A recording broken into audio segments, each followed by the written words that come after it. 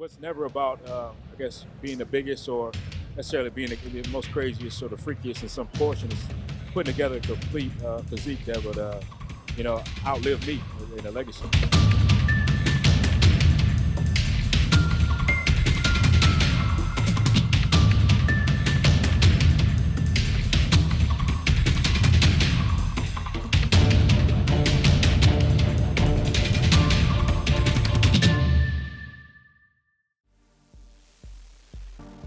Hi, this is Peter McGough of Muscular Development. I'm here with Brandon Curry, a bodybuilder who I greatly admire, who's got a tremendous physique and a tremendous shape. Brandon, just touch on for us, what are your next competitive plans? Is there anything on the horizon for you? Yeah, I plan to compete early. I've been on break since the Arnold last year. So I plan on jumping into the Arnold this year, Australia, Brazil, just getting busy this year because I've had plenty of rest, fresh wheels, ready to go. And do you think you can improve on your past showings? I mean, you're moving forward? Oh, of course. Having some time to get some things together, regroup, reset. I definitely have improved, had a chance to improve on some things, really going to do the work and not really have to diet, break myself down over the past season. So. And you're one of the few bodybuilders, I hate to say this, that you're a real family man. Things are about family. Your wife, Brandy, and is it 3 children you have now? 4. 4? Well, he's prolific. So it's all repetition with bodybuilding in every aspect of life. So Brandon, tell us how important family life is to you.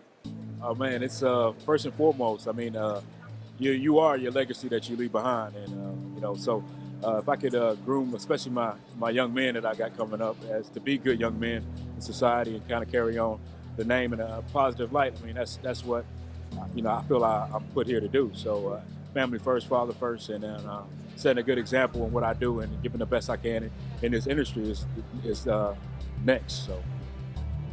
Your transition to bodybuilding was a bit different from most guys. It's almost like there was no men's physique in those days, but you were a model, weren't you, for supplement companies and other, even fashion houses. You had a good physique, but it wasn't a competitive bodybuilding physique. Tell me how that changed. What age were you when that happened?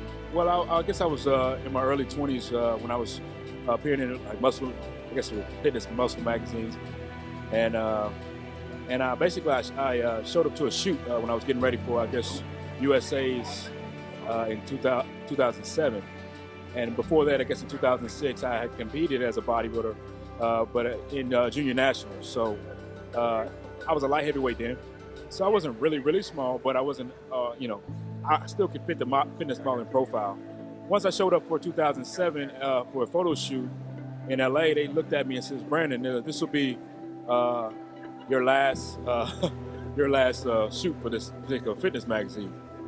And looks like you'll be moving to the bodybuilding branch of the magazine. And I thought to myself, I just can't move to those bodybuilding magazines. You normally have to be a professional bodybuilder to appear in those magazines. So sure enough, I got a contract. I got a bodybuilding publishing contract that next year at my first USA. So definitely I had put on a certain amount of size that kind of took me out of the profile of the fitness model.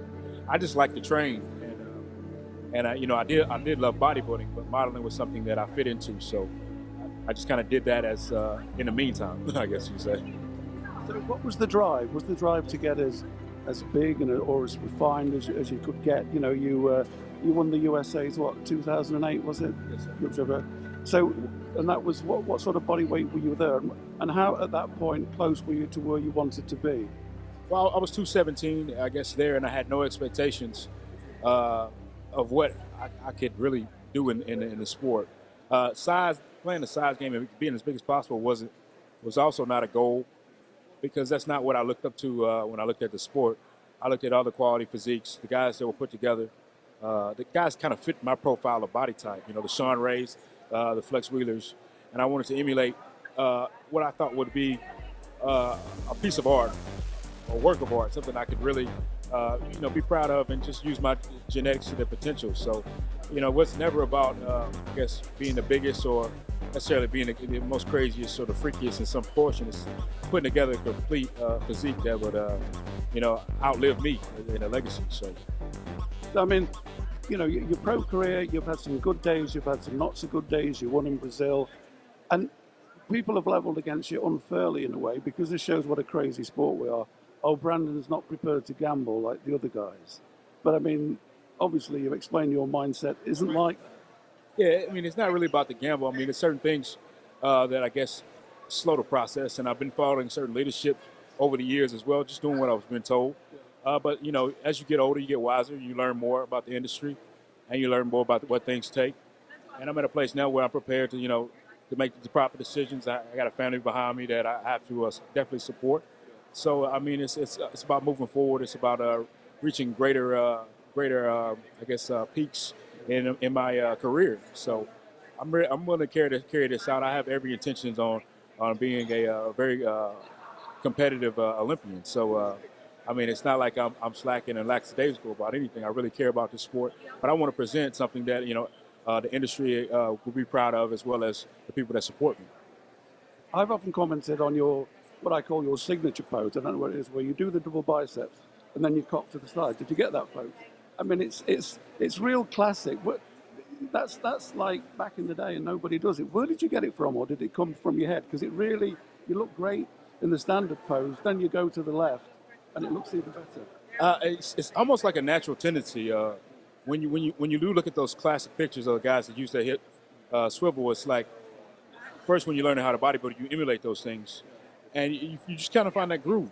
What feels good to you, you kind of use it, and it's always felt good to me. I felt seeing guys in that pose is something I could emulate, and I just use that. If you got weapons, you know, it's best to use them in the sport.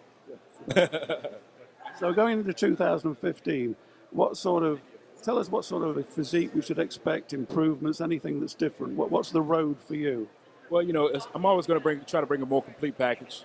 We're working on bringing in density, more hardness to my physique, more maturity, of course, will be there because of the training I've been able to put in during this break in this season. But it's more size, just more complete package.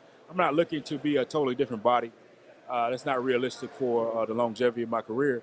But I'm looking to make the improvements to where, you know, when you look at me on stage, you say he's creeping up, he's making progress, and you know, I'll just let the cards fall where they may. I don't have a crystal ball, and I'm not a prophet, so I'm just going to go out and do the best I can this season, and you know, hopefully that turns in my favor.